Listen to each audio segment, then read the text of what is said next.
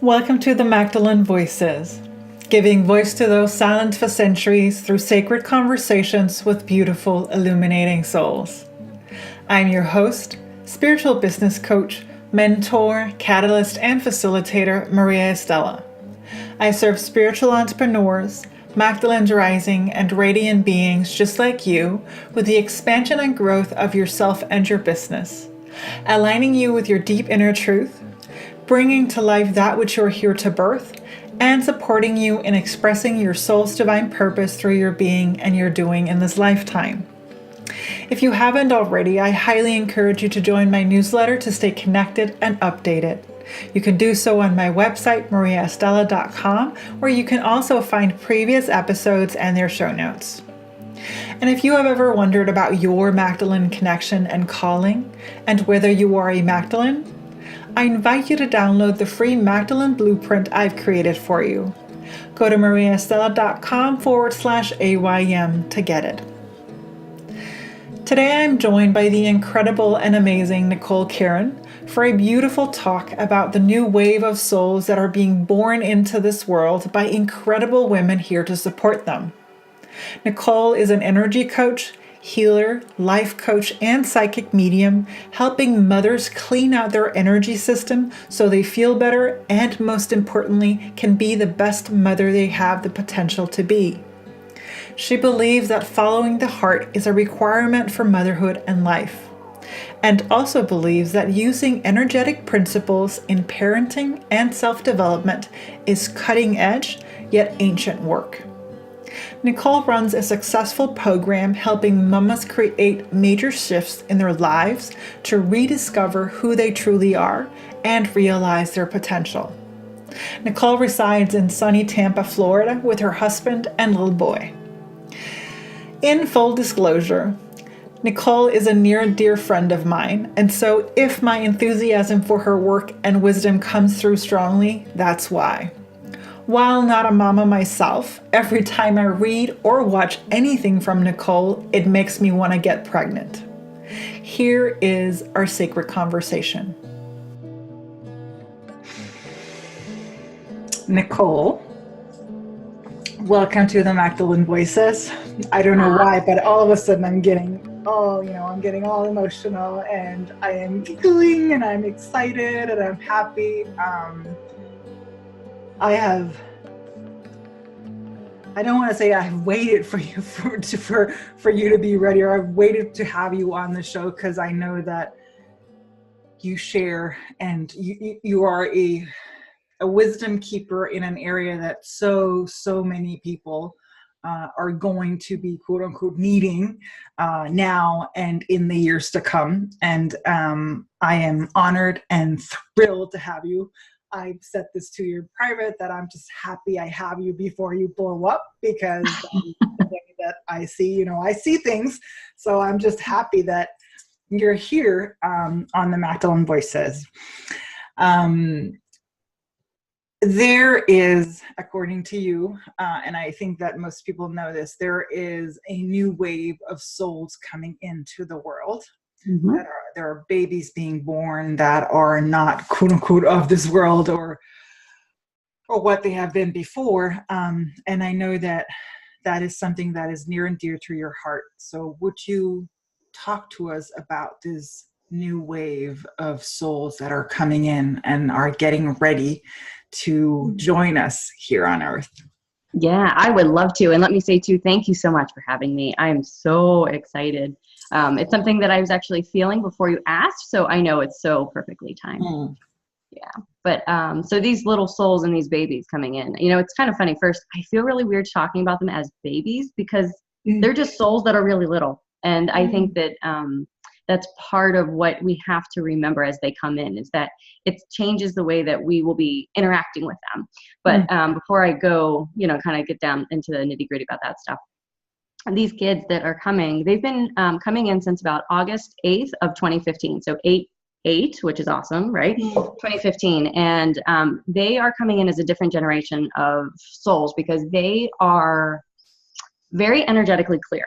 So when generations before have been coming in, we've had stuff. We've brought generational stuff. We have brought stuff from other worlds. And we have to work through it. And that has been part of our purpose and our journey on this planet is getting rid of that stuff, working through trauma, healing ourselves. Yes. And then when we get to be 40, 50, we have what we call a quote midlife crisis, right? We're like, what do we want our mark to be? We finally are ready to take on the work of our soul. These kids are not that way. They're coming in crystal clear without all the junk.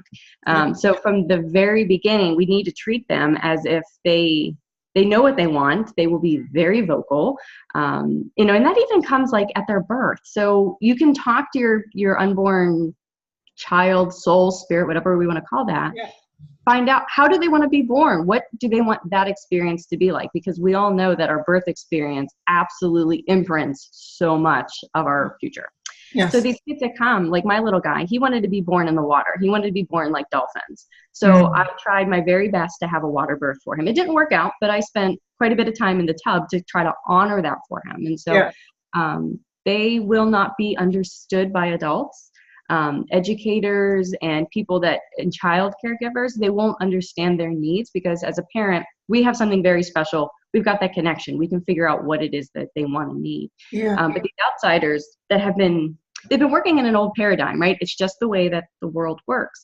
And with these kids, it's going to be different. And so they're going to think that these kids are over opinionated, that they may be feeling entitled because they're very clear in their wants. And most of us, we have a very difficult time saying exactly what we want, right? We have to undo the programming, do the healing. We have to get that assertiveness, that power. We need to reclaim that. These kids already have it. So it will be a huge change. And so as a parent, we're going to have to be able to be really great advocates and supporters to stand up for what they want and need, and because other people are not going to understand it. So we need to have that courage to do the things that we know that they want. So these souls are coming in so beautifully crystal clear, and it's our job to kind of keep it clear for them and not add to the gunk and that energetic residue, because we want to keep their path clean, because they will be doing their purpose early. And when I say early, the visions and the information I'm given is like 4, 5, 6, 7. It's not when they get to high school young, it's way before. And so, I'm sure that, you think about the fact that as kids, we've got all these energetic gifts, right? We can talk to spirits, we can see things. And then as in the old paradigm, that stuff was shut down, right? But we need, as parents, we need to embrace that. We need to support that. We need to find them the people that they need. They will be transforming the planet. Like, I don't know exactly what their specific purposes are, or if they're all centralized to, healing the earth in a physical sense, or if it's an emotional transformation. I don't know that information. I just know that they're going to be healing in their own capacity. And so when they come in, we have to think about that. Even preconception, you could really begin to think about what is it that they want. If you don't have a partner, who would they love for their father or partner, mother to be? So there's a lot of honoring from the very, very beginning that we can do for these souls to help them get to that point of their journey. Okay, so the thing is, so you're actually, what you just said there, so it's actually even preconception. So it's not even, if you're not pregnant, because I've said this many times, you always make me want to get pregnant. I'm not there yet, but you always, that's like that, whenever you speak or say or share anything, I'm like, I wish I was pregnant, because you have such a way of conveying this wisdom and information. But what you're saying is that we can actually communicate with the soul's pre-communication or preconception. That's correct. So they can help you. And so that's what's really fascinating. So if you're a woman and you feel that you have that baby energy, that soul energy around you, that you will have a family, your lineage will continue, you can talk with that spirit and ask them about the timing, the place, who it might be, have them assist in that journey with you. And that's kind of a very big thing to think about, is that the soul who we don't yet know and I believe that our babies choose us. They have their own reason, that they've chosen us and that they're willing to help. And that's what we have to remember, that the power doesn't have to lie all within the caring mother. It is a shared journey. And women, from my experience, they don't think about that if they do, until the very end, when it's like time for delivery, right? Like when time to birth the physical presence. So you can tap them to talk and get if you need comfort, like, you're kind of stand still, like, I really want this family. I don't know how to make it happen. Please help. Let that information flow through. They are very excited to come, I assure you. And that kind of takes away the, you know, the way that we view children, like, you know, children are to be seen, not heard. And, you know, those old, and it also takes away that, or I don't know if it takes away or if it actually inserts the, you know, the ancient wisdom about the soul, like that our souls are, you know, infinite and quote unquote ancient and connected. So it's actually, you're communicating with the soul past its human limitations, because once the soul is born into a child, of course it goes through a period where there's not that part, you know, there's not the physical or the physical communication, unless you're able to communicate with them on a deeper level. And what you're saying is that communication can actually start and be strengthened even before they actually choose to come in. Yeah. Are there souls that are not, that we can communicate? Well, I know this is kind of like a leading question. I can even hear myself, but I'm wondering, because the children, are there some of them that are actually there to support us, but not to be born? Like, are there ones that are in the family, quote unquote, but not meant to be born? That's a great question. So I can come at that from the perspective I've spoken. I also can, you know, do the psychic medium part where I can talk to babies that did not come to the physical plane, but have crossed back over. Yeah. And those kids have told me, several of them, that kids, again, you know, I feel weird saying that, but for conversation's sake, we'll call it. The energy feels very joyous, very light, very, very naive. Like, when I say naive, I don't mean stupid. I mean, like there is that playfulness. There is that childless, you know, the no restrictions kind of, that's the energy that I'm sensing that is with us now. That's the joy that, and they've been with me since we, you know, decided to do this. I'm like, okay, well, they've been giggling and happy, and, you know, so that's kind of the energy that I'm, so I understand why you would call them kids. Yeah. I mean, you know, it's also too like a language thing, because it's something that this will build up. This will have momentum. You know, people are beginning to respect their children more. And I don't know that there are many people, if anyone, that sees what I see and how the soul comes in and how the support they need. It's very, very unique. So I think for me, there's also like a language thing that I need to kind of carry, right? Like, I'm not going to mean, like, if I start talking about like it just feels weird. But anyway, let me just get back to what I was saying. So what I've been told is sometimes they decide to come. Yeah. And then they actually decide, I've had a few that say there was a better opportunity. There was something else that they wanted to go do. So at that point, that's what the miscarriage was about. You know, and for the mother, that was incredibly healing to know, like, it wasn't her fault. It wasn't anything that she physically did. To hear that your child, like this specific soul that came when I was talking with them, they had work to do, like, in a different place. And it was the opportunity that they had been really wanting. And so it just kind of came, I don't want to say at the wrong time, because I don't think there is no wrong time.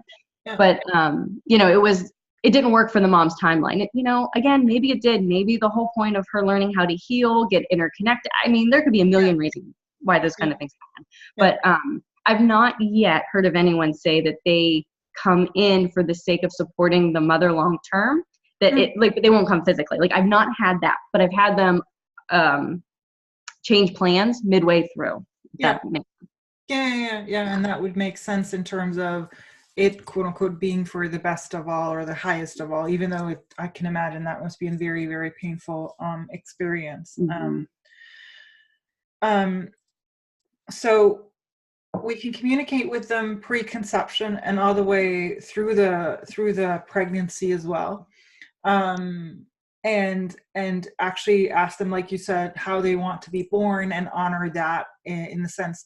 Now, once they're born, I mean, one of the things that I find is so, I don't know if I want to call it interesting, but about the way that you work, or the you know, the wisdom that you keep or are the carrier of, is that there's this.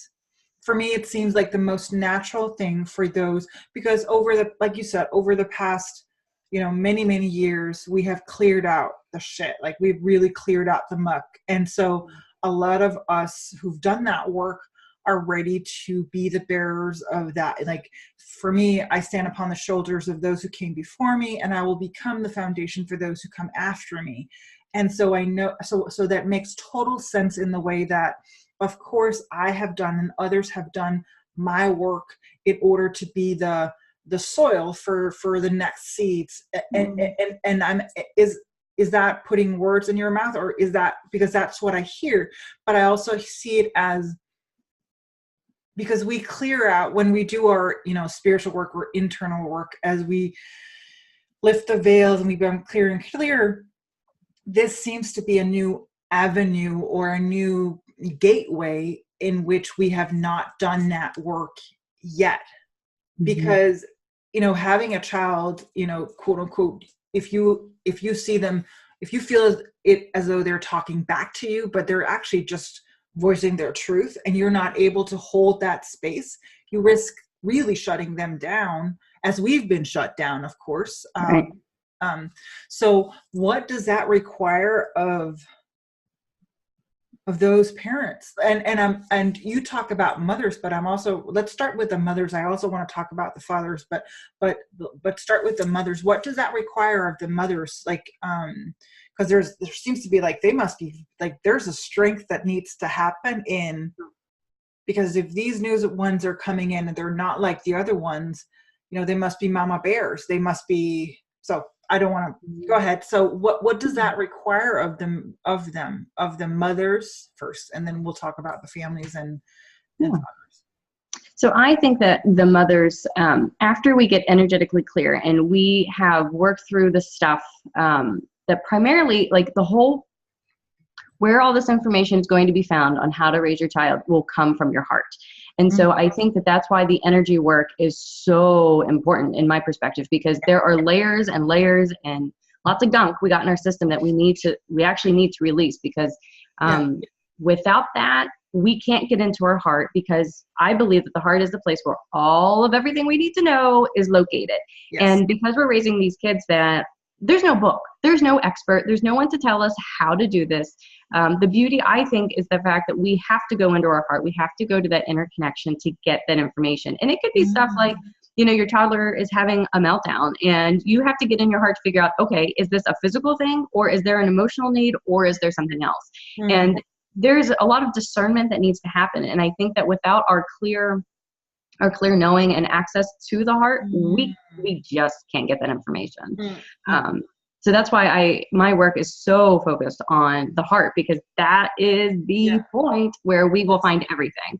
And, we can always get the outsider input from, if there's a physician or a chiropractor or somebody that's giving us an opinion on something that they see.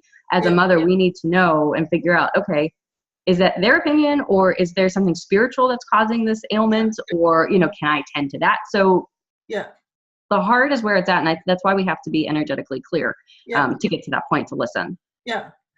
And you're actually, so you're actually, what I just heard you say is that you're actually, it's discernment is the name of the game. It's a matter of getting all of the pieces of the information, or all of the pieces, like if a child is, reacting a certain way or have a certain need, then it's about getting those opinions, but at the end, really discerning, like, what is really going on here. Is there also a level of communication that can happen non-verbally with the child? I wonder. Yeah, absolutely. I know that you also, you do readings, and you talk to, like, you speak to souls pre-conception, but I know that you're actually kind of hesitant or reluctant to do it when they've been born, out of the integrity and ethic of the child, right? So you would rather have the parents, you would rather work with the parents, help them be clear and reach that point of communication themselves, rather than have you in some way, quote unquote, abuse or overstep a boundary, right? Yes, absolutely. Tell me more about that. Yeah, so that's just like a limit that I feel that is the integrity of, I can talk when they're not in formation, but there just seems something that almost seems like a violation. It just feels, it's very uncomfortable for me to talk with another being that's here physically in that way.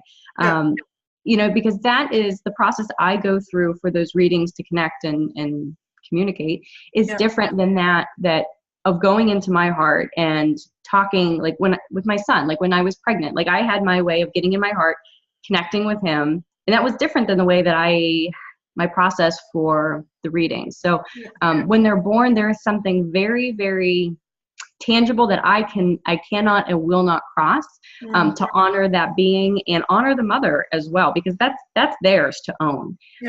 Prior, I feel like that's a comfortable space for me to be and assist them, but after, not so much. That's theirs to own. Yeah. Yeah. Yeah. And so what about the fathers? Great question. So the baby is one piece When I did. say fathers, I should probably say that I understand that there are different family constructions. So it doesn't necessarily have to be, I don't know if it's supposed to be a male right now, because I know my question is very, man, woman oriented. Second caregiver, we could call it. Yeah, because I mean, really, what about the other primary caregiver? It could be, two men, or it could be two women, or Right. And then after that, we'll go into the outer parts of the family. But I wanted to talk about the one that, okay, no, yeah. So the one that is not the quote unquote primary caregiver, I suppose. Yeah. Well, Yeah, I get that. that's not true either. But the other one, the partner, like the other important person in this child's life. The other most important part. Yes. Yeah. So the one piece I did leave out about the uniqueness of this generation is that they are picking parents, I'll use that singular or plural, who are empaths or are intuitive. And so I think that the intuitive part, I think, grows in some women. If you're already not super in tune, a mother's intuition, I think that's a starting point for a lot of moms. Yeah. Now, that whole process and that energetic transformation that happens, whether they can label that or not, really informs their path for the rest of their lives. Yeah. Now, and if there's another person as a father or another mother, there is something that they don't quite get because they're not going through that transformation, right? So the point, what I'm trying to say is that these babies have already picked someone that's intuitive or an empath. And so the whole point of, if there is a partner, they may be that other person, right? So there may be that may be a different level of support that they're going to get that would be different from the woman that carried the baby. Yeah. But they just need to, what my best advice would be is just like really to tune in. And if it's not your jam, like if that other person is not there yet, if you are the primary and you are like super in tune and you are like all about it, about being super woo with your child, and the other person isn't, your baby already chose you guys as a pair for a reason. And so the only thing that you can really do is to model, I believe, to open up gently and allow this person to see the different opportunities that can come out of being a little different. But really it's the same. I think it's the same game. It's discernment. It's hearing your child, like figuring out what is it that's actually going on. Is there a level of, is there something being present that isn't so obvious, and I think that the end process is the same for both caregivers, but I think that often the one that carries the baby energetically, there's just something entirely different. So there might be, I don't want to say you have a leg up, because I don't believe that to be true, but there's going to be something that is tangibly different about that connection. And so maybe that knowing might be a little bit different. Yeah. And I'm wondering, and this may not be something that you've actually dwelled into, but I'm thinking about, I can't help but think about adopted babies, and also babies that are not like let's say that you have two gay men who has a child, and a part of that maybe they may have used the semen of one of them to get to birth this child, or but it seems to me that the connection is still there. It's still about going into the heart. And I from what I've heard in terms of people who have adopted, there seems to be this instant, like there is a moment where they realize this baby is ours, like this is my child. And whether it was birthed by someone else and whatever else way it was born into this world, this baby quote unquote belongs to me. And so that approach to it is I suppose, and we've I know we've tiptoed around the the bowl, but you have a different approach to that. But so how do you develop that? Because I know that you have a very specific approach to how do you actually develop or strengthen that connection, right? Mm-hmm. So I think the first thing is, I believe that if you are not already healed in a way that you feel like you can get into your heart and truly be able to discern, that would be the very first step if you're not already there.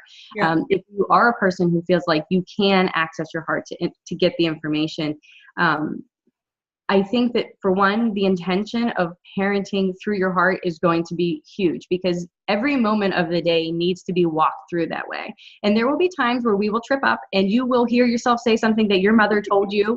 Yes.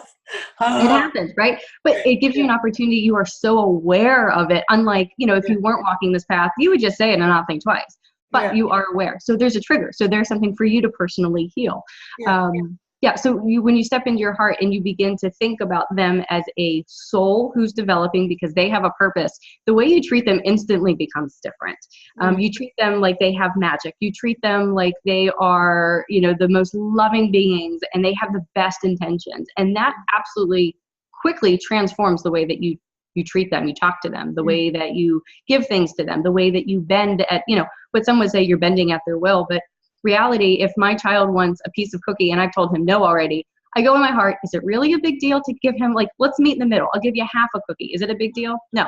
So that is quick parenting through the heart that isn't huge in, a really big way, but all of those tiny little decisions that you make through that space, they absolutely build the character of the child that is going to be empowered and feel confident and loving and giving. So I think that if you're not healed, if you're not already feeling like you can get there, step one. And then if you are, it's just the awareness that you're treating your child like they're a soul. They're they're a soul that's growing into a big physical body, and you need to help them along the way. Yeah. Yeah, if that makes sense. And I can sense that there will also be, because whether you are the beginning of your woo or your super woo, I like to call it where your lid is off, where everything is open.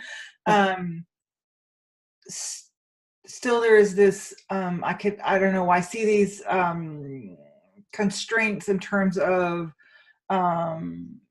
cultural constraints or the societal constraints I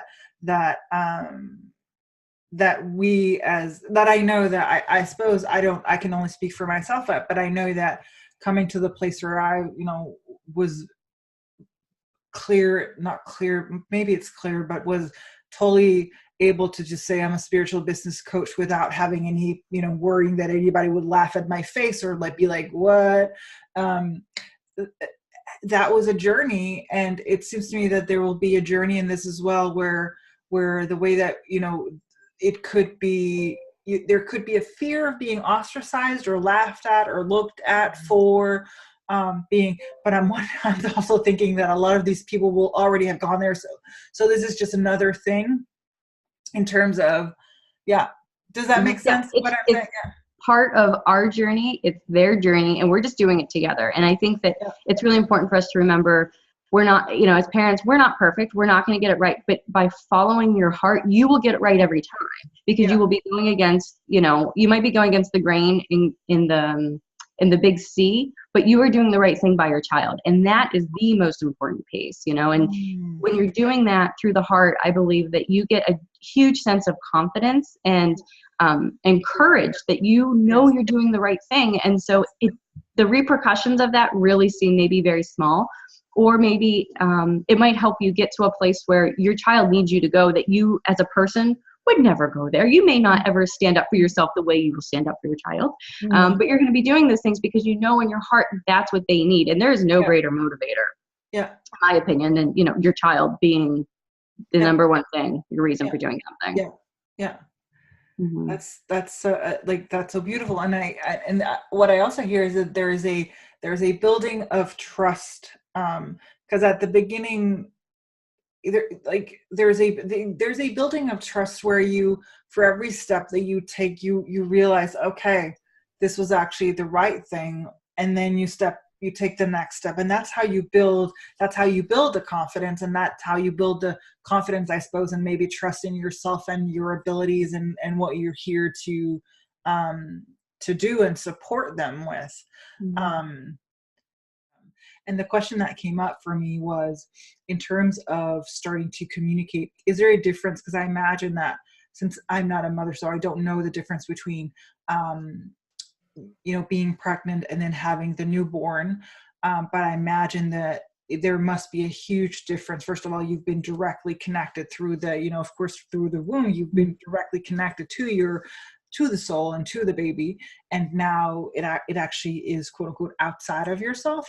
So how do you begin to build that communication? You've already mentioned it happens through the heart, but I suppose there's also a way of, quote unquote, because I like to say that, as intuitives or empaths, and like the veils are lifted, and then we become able to see with our inner eye and hear with our inner ears. And I suppose that there's also a way of communicating with the babies and the souls and the babies in that way. But how do you cultivate or strengthen or develop that?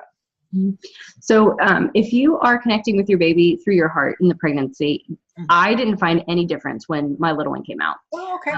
What I found was that there was an addition of information. So at that point, I was able to take physical cues and add those to the discernment of figuring out. Yeah. So if he was stirring or crying, okay, so my ears are physically sensing, okay, there's something wrong. He needs tended to.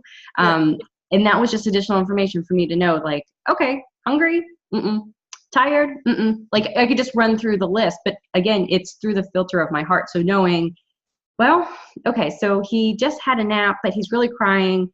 He's already eaten, already been changed. And then I can go in, he may feel something unsettling. Or if you have guests over, they may bring in their own energy, and your baby is absolutely going to pick that up. So then that's when I can kind of step in and just kind of, maybe I would put like a bubble of extra protection around the baby.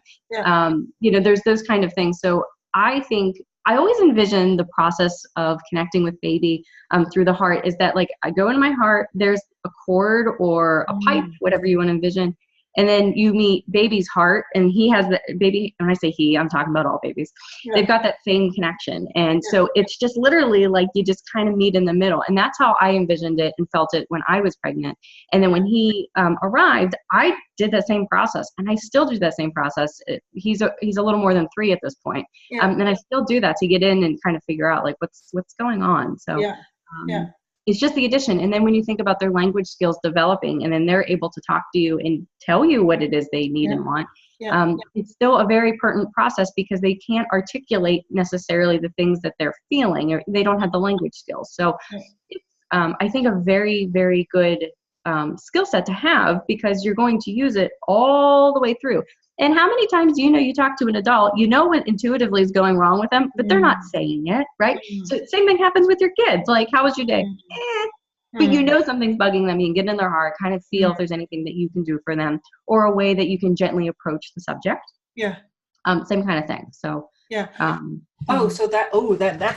that's smart, because so you actually so you use your other skills in this arena as well, because I know that most people who are listening or watching, you also mentioned that the ones that actually carry these babies or have them, not necessarily carry them, but are their caregivers, are the ones that are connected, intuitive, empaths, and so forth, and they will have probably other skills, whether they use them or not.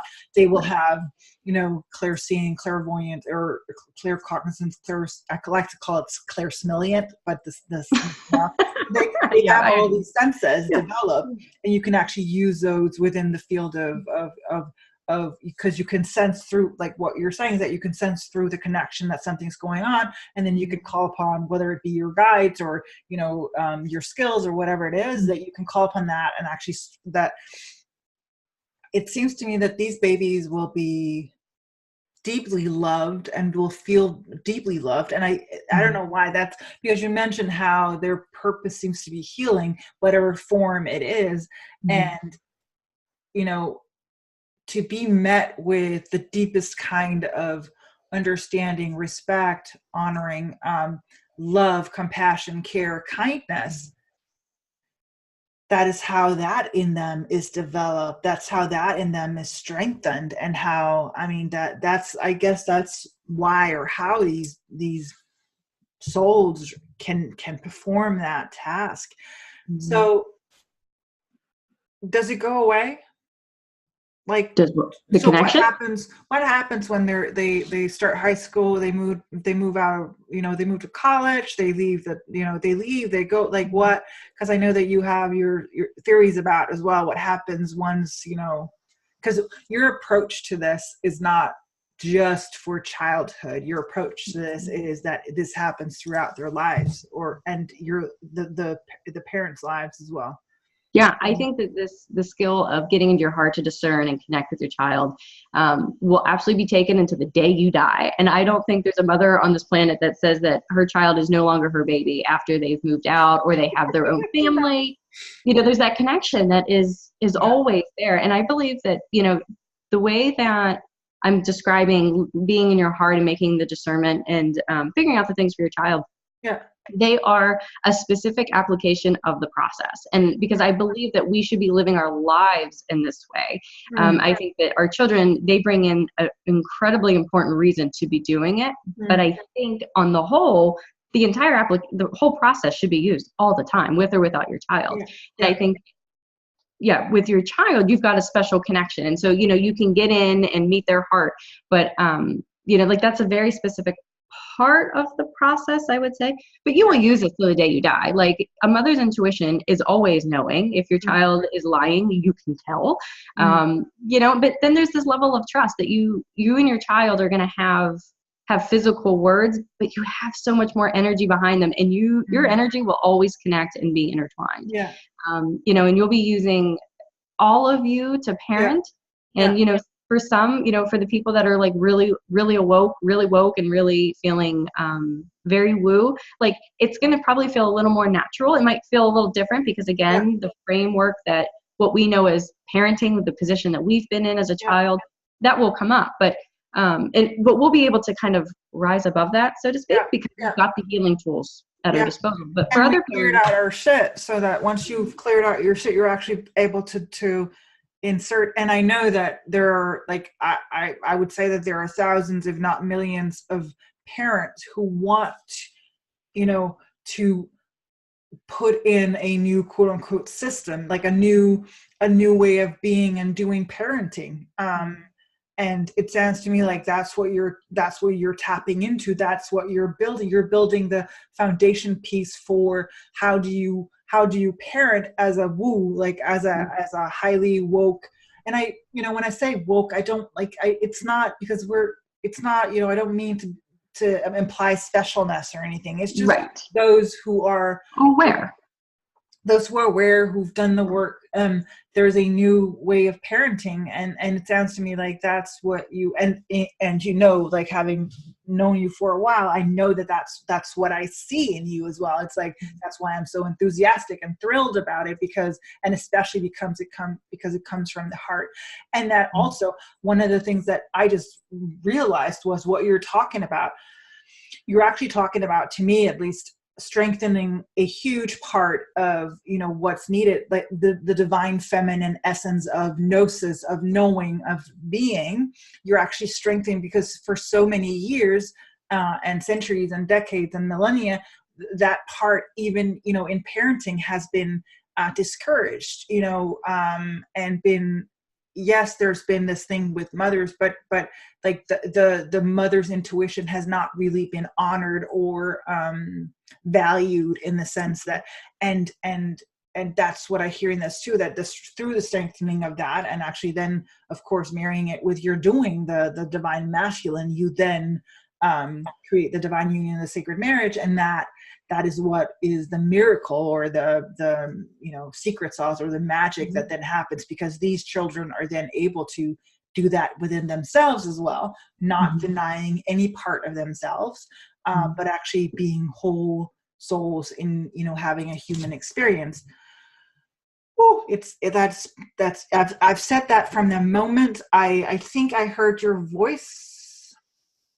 I can't remember if I heard your voice or if I saw your, like, I knew that you were destined for like greatness and for supporting greatness in the world. That's just, yeah. That's, Go ahead. Is there, because I'm wondering about the approach, like what can, if someone is listening and they're like, yes, yes, yes, yes, yes, what can they do in order to build that connection? Or, because I know it's so interesting how you actually talk about the babies, but you actually, it's different. You talk about the result and not so much the process, but the process, like you said, happens in the heart. That's where you start. So go ahead.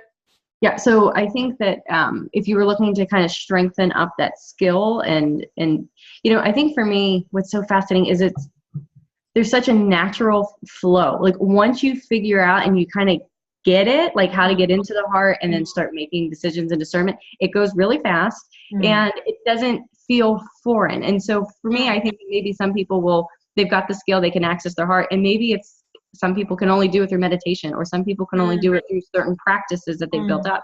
Yeah. You're not going to have that time in real time, right? Like you're not going to say, okay, hold on 1 second while you're having that meltdown. I'm going to go and hit my yoga mat real quick. I'll be right back. It's not going to work that way. So these are going to have to be very quick, instantaneous decisions that are going to be made.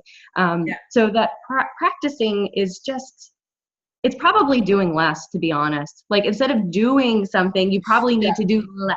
And just like maybe it's taking a breath. Take a deep breath. What really needs to happen here? Yeah. And for myself, like I can feel avenues like literally jet out from my heart, and then I can kind of feel which one feels right. And I know that sounds so, I mean, this is the right crew to be talking about this kind of language with. Yeah. Yeah. You know what you know, sense. right? Makes total sense. Yeah.